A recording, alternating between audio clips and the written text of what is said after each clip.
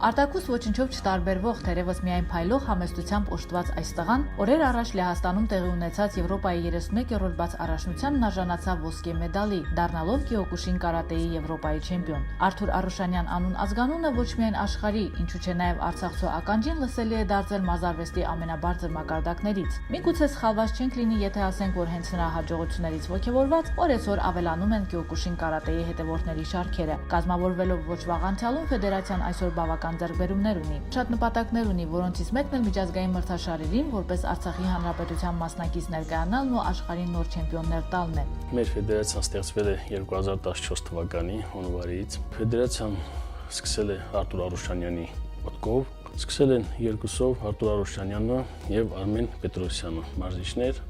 որոնք ունեցել են ընդամենը 20-25 աշակերտ մարզիկ։ Մի քանի ամսից հենց հանդիպելուց միասին զրուցելուց առաջարկեցին ինձ լինեմ ֆեդերացիայի նախագահ։ Քանի որ օգնում էի իրաց խորհուրդներով, թեկուզ ուրիշ խնդիրներով լուծման, եւ այդպես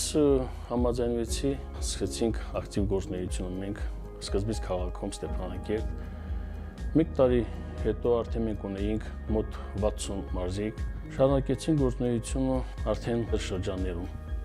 Այսօրվա դրությամբ ես կարող ներկայացնեմ, մենք ունենք արդեն 200-ից 300 մարզիկ։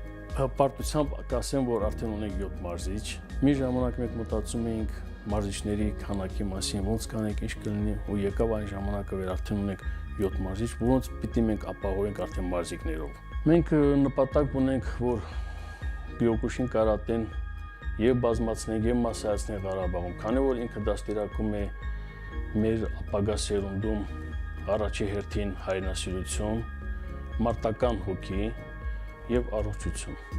Եվ մենք իհարկե ամեն մի քաղաքացի Ղարաբաղցի կուզե իր երեխուն, իր սերունդին տեսնի այդ վիճակում, այդ կարգավիճակում, քանի որ մենք պատերազմական երկիր ենք, մեզ պետք են հոգով ամուր մարտական սերունդ։ Հոկտեմբերի 13-ին 14-ին Լեհաստանում կայացած Եվրոպայի բաց առաջնությանը մասնակցություն են բերել 26 պետություն, այդ թվում նաև Հայաստանը, որի կազմի մեջ հանդես եկավ նաև Arthur Arushanyanն ու Արցախ բերեց հաղթանակի հերթական գավաթը, երրորդ անգամ արժանանալով Եվրոպայի չեմպիոնի տիտղոսին։ Պետք է ասել, որ չնայած Եվրոպայի առաջնությունն էր, այդուհանդերձ մասնակցում էին նաև այլ մրցամակների ներկայացուցիչներ։ Առաջնության ու հաղթանակի շուրջ էլ խոսեցինք Եվրոպայի նոր չեմպիոնի հետ։ Բաց առաջնությունը այսինքն նշանակում է այն, որ մասնակցում են ոչ միայն եվրոպական պետություններ, թույլատրվեցին նաև ցանկացած մրցամակից երկու պետություն մասնակցեին, կոնկրետ Ասիայի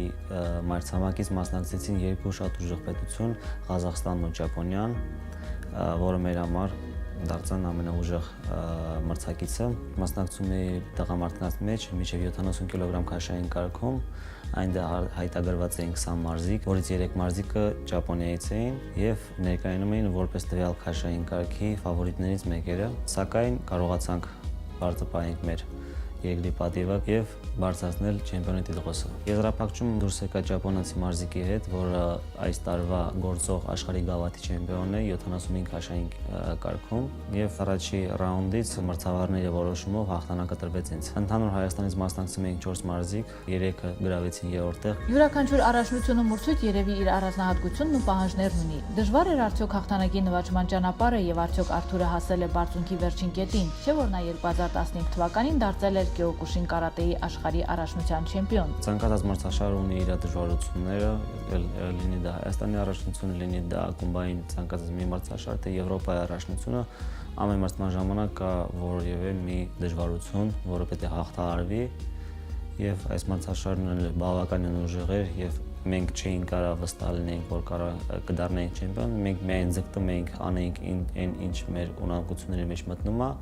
եւ դարձանք չեմպիոն։ Ամեն արդյունքը ոնց որ ասում ենք չի սահմանափակվում, Եվրոպայի առաջնությունը դարձավ իմ երրորդ ոսկին Եվրոպայի առաջնություններից, աշխարհի առաջնությունը, որ կայանա դեկտեմբերում Ռուսաստանում, մենք ձգտելու ենք արդեն էլի կրկնապատկենք չեմպիոնությունը եւ այնքան, երբ որ արդեն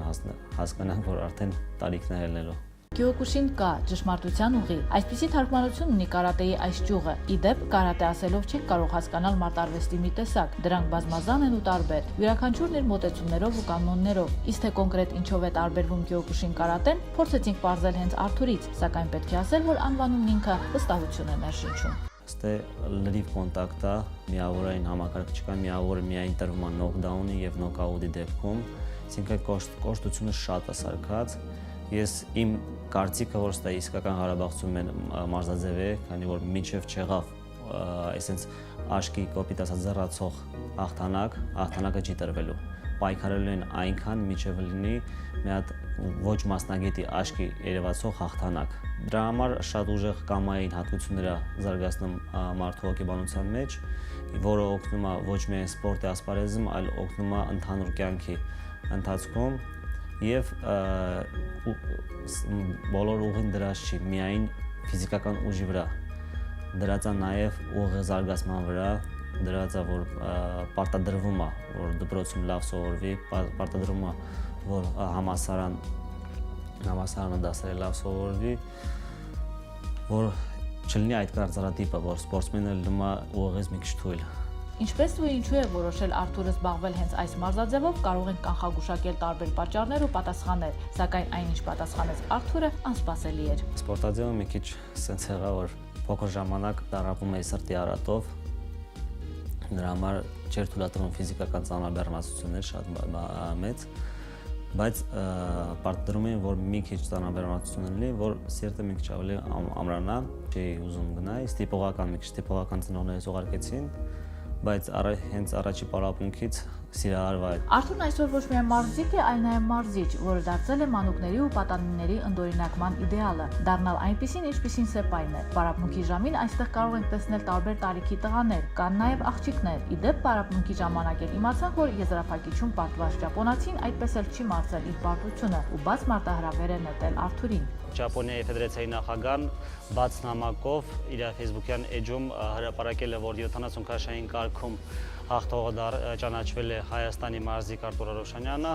որը ներկայանում է նույնիսկ ՀՈՒ-ի աշխարհի չեմպիոն, իրան անմեկ մարտահրավեր աշխարհի գավաթին, որը տեղի կունենա մարտին 2018 թվականի Ճապոնիայի Տոկիո քաղաքում, եւ որ գրել եմ, որ հրավիրում ենք ձեզ ռևանշի, մարտահրավերին ռևանշի, եւ Ակիմոտոն եւ Միցույոշին ուզում են լուծեն վրեժ։ Իմ պատասխանը եղավ, որ ձեր ռևանշը մարտահրավերը ընդունված է։ Ինքը շինամարտությունների ես կլասի տապ կամ դուրավ եշում բալետարի։ Ինքը ուժղաբար է, ինքել բարի սիրտոն։ Դիժերա բայց պիտի անպայման պարապի։ Վեր ուժղանամ աշխարհի չեմպիոն դառնամ։ Նախընտրել եմ այս սպորտը այն պատճառով, որ իմ կարծիքով յուրաքանչյուր սպորտ ունի իր առանձնահատկությունը, մի սպորտ կա, որ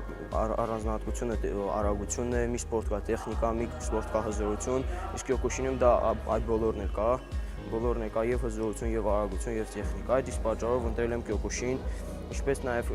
կիոկուշինը մեզ օգնում է ոչ միայն մրցումների մասնակցելով, ինչպես նաեւ ինքնապաշտպանության համար եւ հետագայում է նաեւ